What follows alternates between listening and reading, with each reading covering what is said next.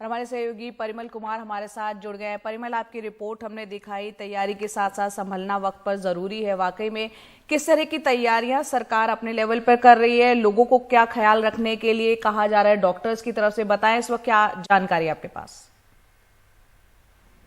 देखिए, मोटे तौर पे जानकारी यही है जया कि अस्पतालों में मास्क को एक तरीके से मैंडेटरी कर दिया गया है, खासतौर पे ओपीडी में। दिल्ली के कई अस्पतालों में हमने देखा, और स्वास्थ्य मंत्रालय भी कह रहा है कि भीड़ भाड़ वाली जगहों से बचें, और जो कोविड को लेकर अप्रोप्रिएट बिहेवियर अपनाने की बात पुराने समय से है उसको अमल में जरूर लाएं लोग।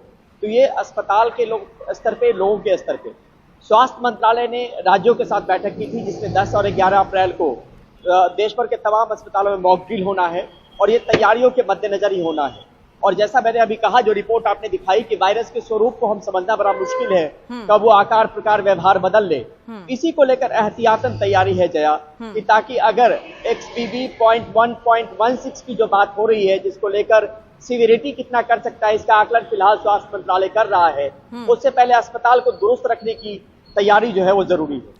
जी परिमल, यहाँ पर क्या स्थिति पर उस तरह से नियंत्रण रखने की और नज़र बनाए रखने की ज़रूरत है? क्योंकि आप बता रहे हैं भीड़ भाड़ वाले इलाकों से डॉक्टर्स कह रहे हैं दूर रहे, और हमें ये नहीं भूलना चाहिए आने वाले वक्त में कई राज्यों में चुनाव है। कर्नाटक का तो चुनाव की तारीख का ऐलान भी हो गया। हालांकि जब चुनाव आयोग से उस पर सवाल पूछा गया तो उन्होंने कहा था स्थिति पर वो नज़र बनाए हुए हैं।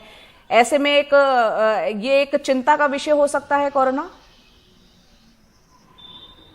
निश्चित तौर पे जब भी कभी भीड़ भाड़ की बात होती है और इस तरह का इन्फेक्शन आमतौर पे जो अगर मास्क आप नहीं लगाते हैं, बातचीत करते हैं और कोई संक्रमित व्यक्ति है तो दूसरे में ट्रांसमिट कर सकता है। और जिस XBB 0.1.6 की बात हो रही है जया, ये ओमिक्रॉन का सब लीनिएज है, और इसके बारे में स्वास्थ्य मंत्रालय को ये जरूर जानकारी है कि इन्फेक्टिविटी बहुत ज्यादा है, लेकिन सीवियरिटी को लेकर आकलन हो रहा है। तो चुनाव वाले जगहों पर ये जरूर अमल में लाने की बात होगी। केंद्रीय स्वास्थ्य मंत्रालय जरूर एडवाइजरी जारी करेगा कि जब वहां पे भीड़ भाड़ वाली स्थिति पैदा होती है तो कोविड अप्रोप्रिएट बिहेवियर का ख्याल जरूर रखें, क्योंकि ये मामला फिलहाल जो है वो लगातार बढ़ रहा है। और हमने देखा कि 1800 का आंकड़ा हो, 2000 का आंकड़ा हो, 3000 के आंकड़े से ऊपर आप चले गए हैं। तो लगातार टेस्टिंग भी बढ़ रही है, और टेस्टिंग बढ़ने के साथ इस तरह के मामले भी बढ़ रहे हैं। तो एक एहतियातन लोगों को भी कदम उठाने की जरूरत जरूर है, और एडवाइजरी स्वास्थ्य मंत्रालय अपनी तरफ से जरूर समय समय पर जारी करे। तो पुराने दौर में जिन नियमों का पालन किया जाता था कोविड के दौरान, उनको दोबारा से अप्लाई करने की जरूरत है। परिमल, यहाँ बताएं जो लोग भर्ती हैं अस्पताल में, वो उनको मरीज, वो किस तरह के मरीज हैं, उनकी उम्र, दरअसल कितनी उम्र वर्ग के वो जो लोग हैं, और साथ ही किस तरह की दिक्कतें इस वक्त वो पेश कर रहे हैं, जो कि होम आइसोलेशन में भी हैं और जो अस्पताल में भी है। देखिए, सबसे ज्यादा चिंता जो स्वास्थ्य मंत्रालय की है वो कोमॉर्बिड पेशेंट्स को लेकर है, और ओल्ड एज के जो बुजुर्ग पेशेंट्स हैं उनको लेकर है, क्योंकि उनकी इम्यूनिटी लो होती है तो वायरस से लड़ने की क्षमता कम हो जाती है। अस्पतालों में भी जो दाखिला ज्यादातर है, जो जानकारी हमारे पास है उसमें कोमॉर्बिड ज्यादा है। कोमॉर्बिड ज्यादा है जिसमें फिलहाल ऑक्सीजन की उस तरीके से जरूरत नहीं पड़ रही है, लेकिन एक तैयारी जरूर रखनी जरूरी होती है।